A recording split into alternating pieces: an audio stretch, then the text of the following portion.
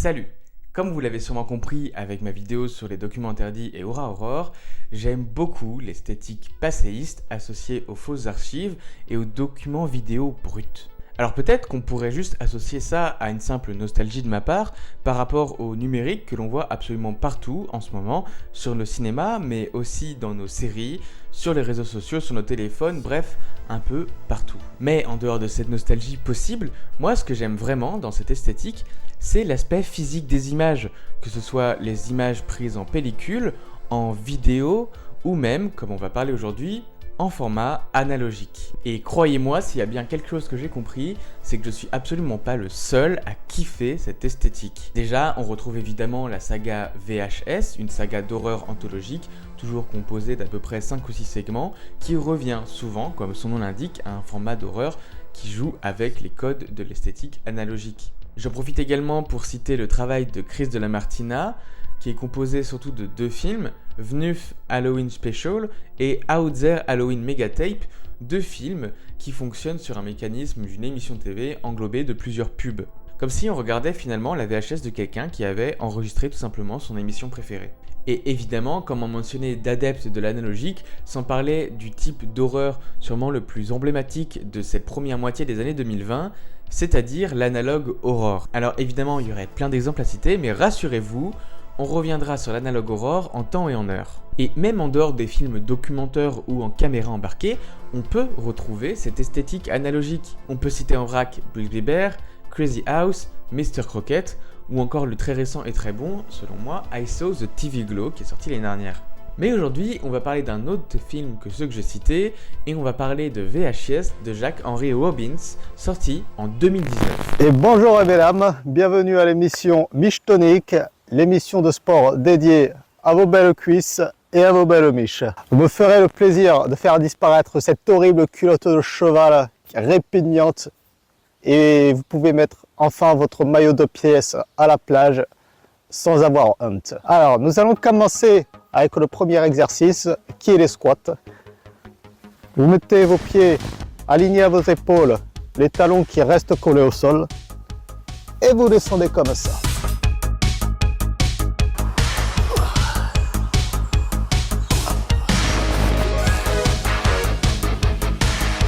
Je montre sur le côté.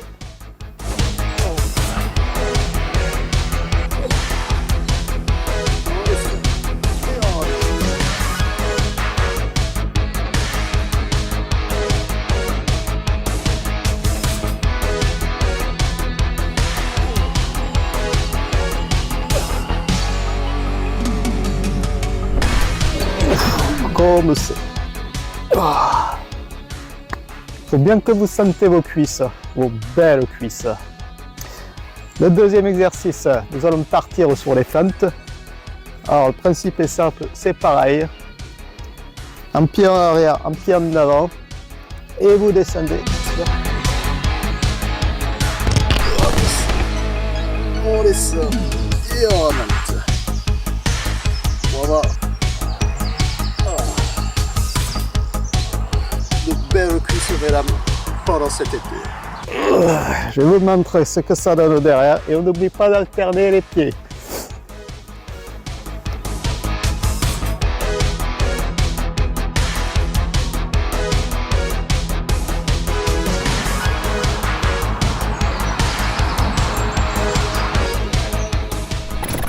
Et on remonte. Et enfin pour ce dernier exercice mesdames, je vous montre le côté. Prenez comme ça, comme si vous tenez quelque chose en ballon ou quelque chose comme ça. Et comme c'est.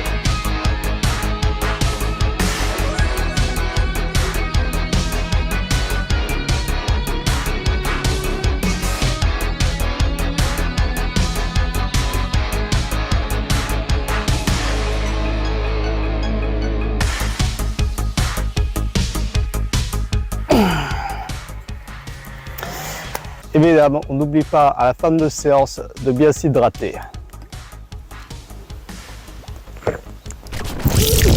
Mesdames, l'exercice du jour est terminé. On se retrouve demain pour encore plus d'exercices car vous devez faire toujours plus d'efforts que nous les hommes. Ça, c'est une VHS pour Video Home System.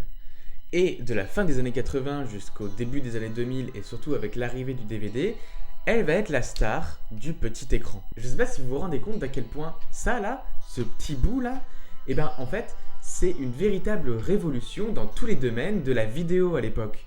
Déjà, avec l'arrivée des VHS, vous pouviez revoir des films que vous aviez vus au cinéma, des séries que vous aviez vues à la télévision, quand vous voulez. Vous pouviez revoir absolument tout ce que vous aviez vu sur FR3, Canal+, M6 ou même la 5 à volonté. Vous vous rendiez compte, entre la saison 1 et la saison 2, eh ben, vous auriez pu revoir Twin Peaks. Enfin la dinguerie quoi, c'est trop bien Twin Peaks. Parce que oui, évidemment, hein, les rediffusions de films et de séries, ça existait déjà dans les années 80. Cependant, vous étiez un petit peu dépendant des horaires que la télé choisissait pour les programmer. Mais avec l'arrivée de la VHS dans les magasins de vente et aussi dans les magasins de location, vous pouviez revoir vos films préférés absolument quand vous vouliez. Enfin, dans la limite des 5 000 à 8 000 francs qu'il fallait débourser pour acheter un magnétoscope neuf, quoi. Mais même sans se diriger vers les VHS neuves des maisons de distribution, comme celle-ci, là c'est gros mythe, et ben en fait, vous pouviez tout simplement acheter des VHS vierges et enregistrer ce qui passait à la télé. Et vous aussi, vous pouviez enregistrer vos films, vos séries et même vos émissions TV préférées. Vous aviez juste à ensuite appuyer sur le petit bouton avance rapide pour zapper les pubs entre le moment du film. D'autant que, évidemment, les VHS vierges, ça coûtait bien moins cher que les VHS de maison de prod comme ça, quoi. Personnellement, quand j'étais petit, j'avais tous les Harry Potter, les Gremlins, les Star Wars et les Jurassic Park sur des VHS enregistrés à la télé par ma maman, avec du coup le petit morceau de programme télé qu'elle avait découpé dans le programme pour savoir ce qu'il y avait sur la cassette. Mais du coup, avec ce genre de VHS qui enregistrait votre télé, vous aviez votre film, votre série télé ou votre émission préférée à voir absolument quand vous vouliez et surtout jusqu'à l'infini. Enfin, dans la limite des rembobinages que le magnétoscope infligeait à la cassette. Ou alors avec un crayon. Comme ça. Ouais, ça va pas parler à tout le monde, ça.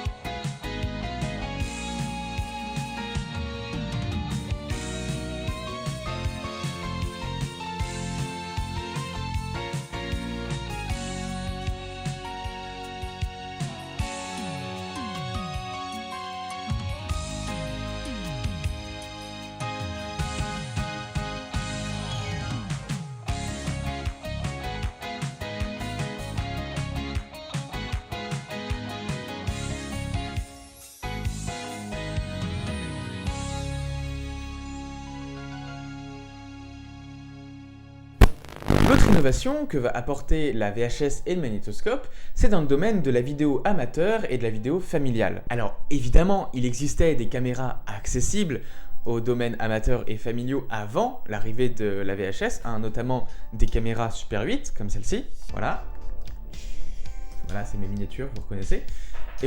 Le caméscope, qui vient du coup de caméra et magnétoscope, ça va apporter un énorme gain de temps. En effet, avec le caméscope, plus besoin de développer des pellicules dans un processus qui, à la moindre erreur, peut vous faire perdre votre film que vous venez de faire tout seul, ou alors vos précieux souvenirs de vacances ou de famille, tout simplement. Avec le caméscope, généralement, tout est enregistré sur la MIDI DV qui est directement intégrée. Et on va pas le mentir, c'est clairement déjà encore du temps gagné. Ensuite, avec cette MIDI DV, soit vous la laissez dans le caméscope, vous la branchez à la télévision pour regarder directement vos souvenirs, soit vous la transposez sur une VHS de taille normale, comme celle que je vous ai montrée tout à l'heure. Bref, il y a plein de possibilités, mais ça reste toujours plus rapide qu'un développement de pellicule et surtout moins risqué.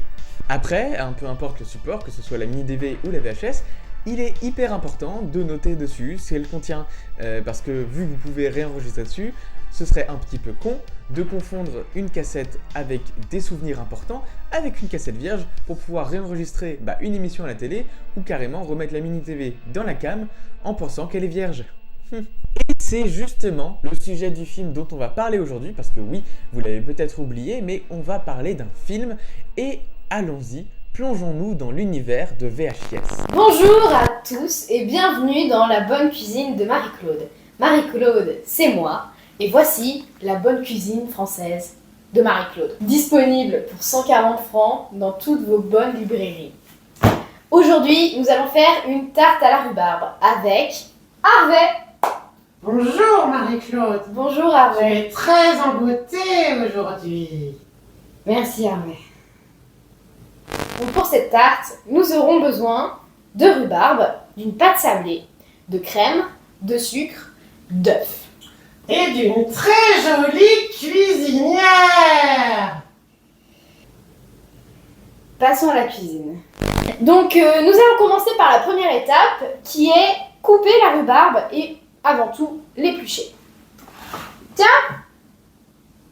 vas-y coupe.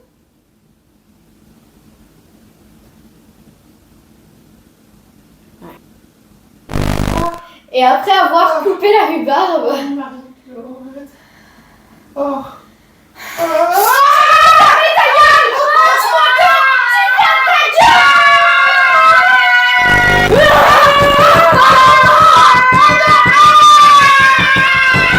Bon, c'était bien beau cette grosse introduction, j'ai un petit peu étalé ma science, j'ai dit sûrement plein de conneries, mais au final, de quoi ça parle le film VHS? Le film nous emmène donc en 1987 dans la famille d'un jeune américain moyen qui s'appelle Ralph. Et le jeune Ralph, qui a à peu près une dizaine d'années, se voit justement offrir un caméscope par ses parents. Cependant, la cassette que Ralph va utiliser pour enregistrer sur ce caméscope, c'est en fait la cassette du mariage de ses parents. Et le film est donc séparé en 3 axes qui sont mélangés dans le film.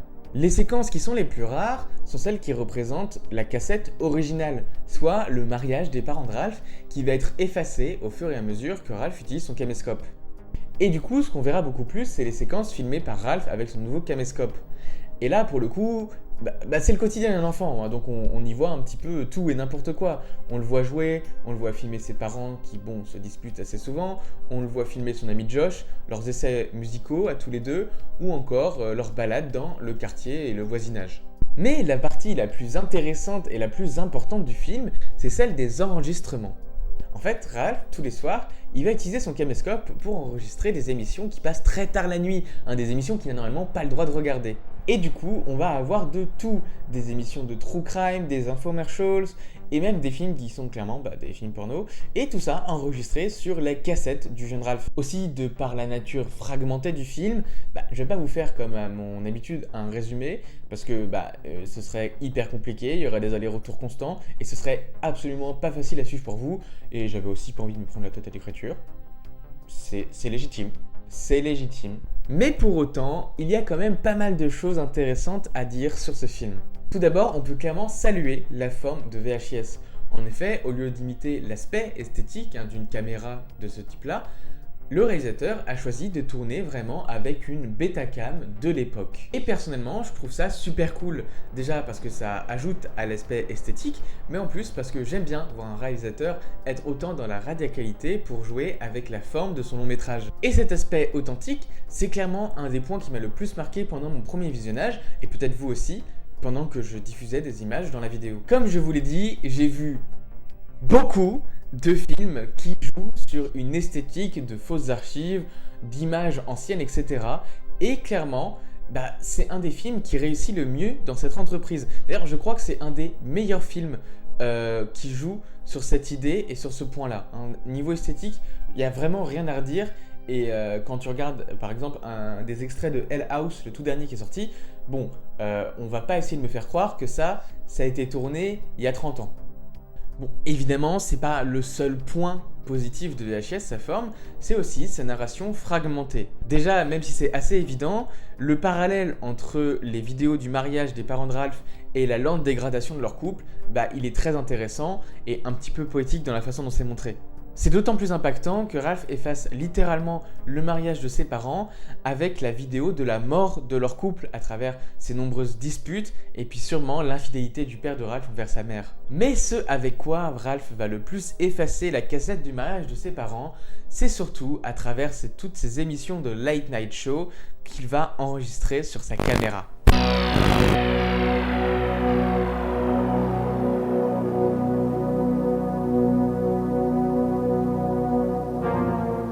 Bonsoir et bienvenue dans les Nuits de la Voyance. Comme à chaque émission, nous allons tenter de répondre à la question d'une spectatrice. Allô? Oui, vous m'entendez? Oui, je vous entends Fabienne. Posez votre question et laissons les esprits déchirer le voile de la vérité. Alors déjà, Monsieur Léon, je suis vraiment une très grande fan, un fan numéro 1, et je voulais savoir si mon mari me trompe. Très bien, Fabienne. Nous allons interroger les esprits avec un tirage en 3. Je tiens à vous rassurer, Fabienne. Ce genre de doute est généralement infondé et les esprits vont certainement... il ne faut pas prendre toutes les cartes comme négatives. Voyons la prochaine carte. Ça n'est pas très engageant.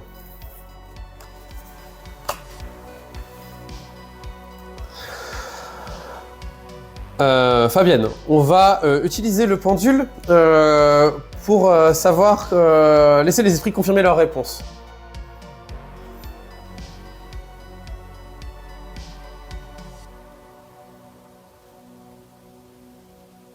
Je le savais, ils veulent payer! Un instant, Fabienne, un instant. Fabienne, je me suis trompé. Les cartes étaient à l'envers. En fait, ça signifie que... Je sais que tu me trompes! Mais enfin, Fabienne, qu'est-ce que tu fais? Fabienne? Allô? Pour moi, le plus gros point fort de VHS, ce sont clairement ces scènes de late night show qu'on va voir pendant tout le film et qui en constituent en plus sa partie la plus importante. Comme je l'ai dit, on y retrouve des fausses pubs, des émissions de true crime, des faux films pornographiques, mais également des parodies de Bob Ross, des émissions d'estimation d'enchères. Bref, la quantité de ces fausses archives télévisuelles est faramineuse et elle est surtout extrêmement comique, dans un humour extrêmement absurde et hyper lunaire. Si les segments de Ralph sont toujours assez basiques, c'est le quotidien d'un enfant, faut pas s'attendre à grand chose d'extraordinaire, ces scènes-là, mais elles sont toujours extrêmement étranges et surtout très très drôles. Bref, je pense que vous avez compris l'aspect complètement étrange de VHS. Je vais vous parler en introduction du travail de Chris de la Martina sur VNUF Halloween Special et sur Out There Halloween Megatape. Et en soi, ces films reposent à peu près sur le même concept. On a une émission TV avec plein de fausses pubs entre les deux. Mais je pense pourtant que VHS est quand même plus réussi que les films de Chris de la Martina sur pas mal de points. Les segments de VHS sont souvent plus drôles que les segments de Chris de la Martina, et puis en plus, ils sont vraiment plus mémorables. Et même si les conclusions des films de Chris de la Martina sont toujours très intéressantes, celle de VHS est aussi très impactante, avec un twist assez intéressant que pour une fois, je ne vous dévoilerai pas, en espérant vous avoir donné envie de donner une chance à ce film, qui est une ode non seulement à la VHS, mais aussi à ces émissions étranges de fin de soirée aux États-Unis qui feront sûrement écho à ces émissions étranges que nous aussi, en France, on avait en fin de soirée. Du coup, j'espère encore une fois que cette vidéo vous aura encouragé à aller regarder VHS parce que c'est un film plein de surprises et même si j'en ai beaucoup dit, croyez-moi, il vous en réserve encore plein d'autres. J'ai l'impression qu'il y a eu pas mal d'interférences dans la vidéo, je ne saurais pas comment l'expliquer, mais bon, j'espère que ça n'a pas été trop dérangeant. J'espère qu'il n'y en a pas une qui est très importante et qui, je vous en reparlerai une autre fois. Clin d'œil. Mais en tout cas, j'espère que la vidéo vous a plu. N'hésitez pas du coup à commenter, partager, mettre des likes, tout ça. C'est très important pour moi. S'il y a des nouveaux, bienvenue. S'il n'y a pas de nouveaux, re-bienvenue. Ça, je l'ai déjà dit la dernière fois en plus, mais c'est pas grave. Bref, merci à tous de vos retours. À chaque fois, c'est super cool. Et puis, je vous retrouve bientôt pour je ne sais pas quelle vidéo, parce que j'en écris toujours 15 en même temps. Allez, salut!